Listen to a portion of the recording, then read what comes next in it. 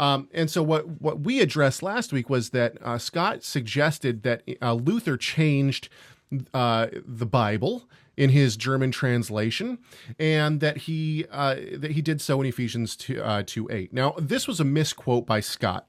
This was not a misquote by us. In fact, we'll play this clip again.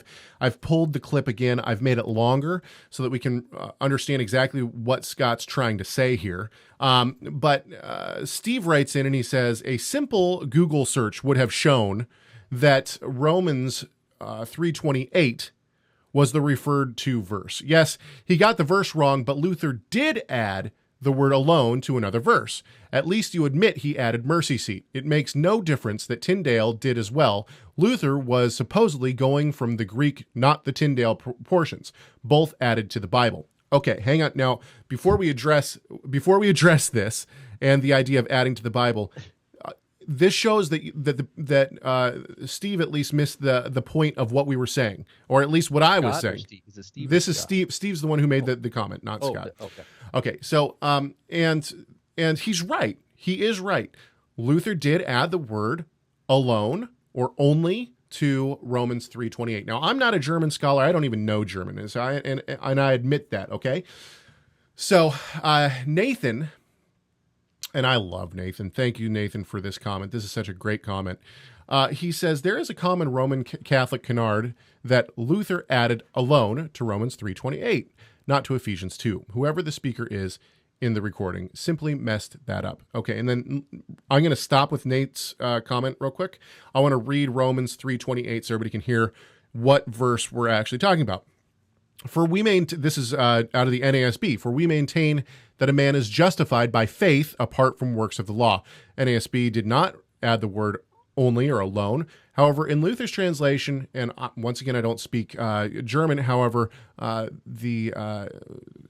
looked at several translations, direct translations of Luther's translation, and he said, "For we maintain that it's by faith only or by faith alone." Apart from works of the law. Okay, so let's keep going with Nate's comment. I should say that he references a book here. So he says, Joseph Fitzmyer, who is himself Roman Catholic, does an excellent job of addressing this charge in Romans. A new translation with introduction and commentary, the Anchor Bible Series 360 through 361. Now, I actually looked this up and read what Nate was referring to, and he's right. This is a great article, and I would recommend it to anyone. But Nate summarizes this article extremely well, and so I didn't feel like I should try to rewrite what Nate had already written. I'm just going to read his whole comment. He says, he points out that Luther was not alone, pun intended, in emphasizing that it was faith by itself, but was following the theological tradition which preceded him, including Origen, Ambrosiaster, John Chrysostom, Aquinas, and Augustine, and more. Finally, Luther himself mentioned both that he was following the precedent of those who preceded him, and that accurately bringing the Greek into German required the emphasis. You can read Luther's own response to the controversy in his open letter on translating, which was written in 1530. It should be noted that Luther's translation was not the only one to include alone. In Romans 3:28, even the Roman Catholic Nuremberg Bible, 1483, contained the allein, as well as the Italian Bibles of Geneva, 1476, and of Venice, 1538, which said per sola fide. Okay, so back to Steve's comment, who said, Luther added to the Bible. Okay, Luther himself says... He would just say all these others did too, right? Yeah, he would say that all these... I would think that Nate would say that all these other people were adding to the Bible as well. Okay, so let's go back. The point for me is, okay, I admit, Luther added the word only or alone to his translation in Romans 3:28. However, he was not the first person to do this. This is an important point, and this is the point. He was not the first person to do this. Steve thinks that doesn't matter at all because he wasn't. But listen to what Scott from this Beit Tefillah production says.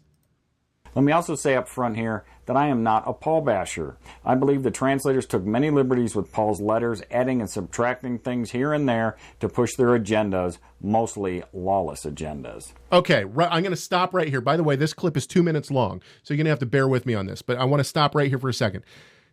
What Scott is suggesting is that somehow Luther influenced our minds, or the Christian church's minds, to believe that the Torah was done away with. Mostly lawless agendas. This is what he's claiming.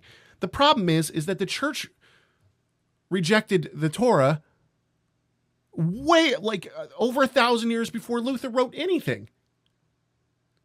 Right?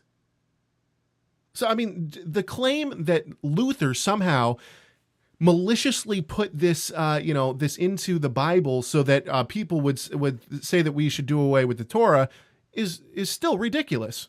Well, for example, with the Bible... I'm sorry, go ahead. And it also removes, it's kind of a failure to appreciate Luther's historical situation.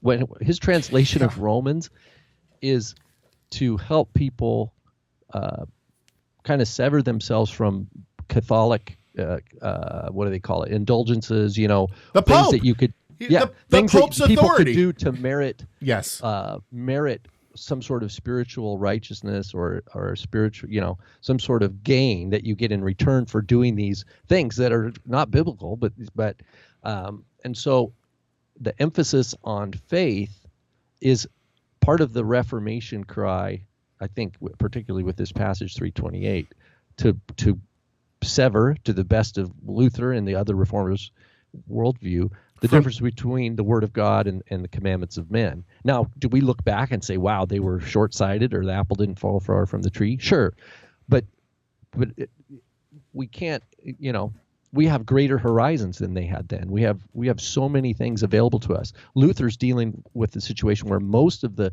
people didn't know the Bible because they didn't speak Latin, right? They didn't have education. And so his whole effort is to get the Bible into a local dialect, right, and get it out there.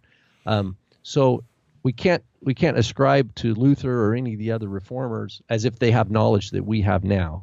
We can't take that for granted.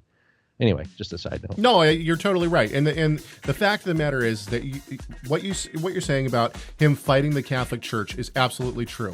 Should he have added the word alone? I'm not a German speaker. Whether or not his claim to saying that he, it needed to be added so that the emphasis could come through into the German, who knows? I can't attest to that.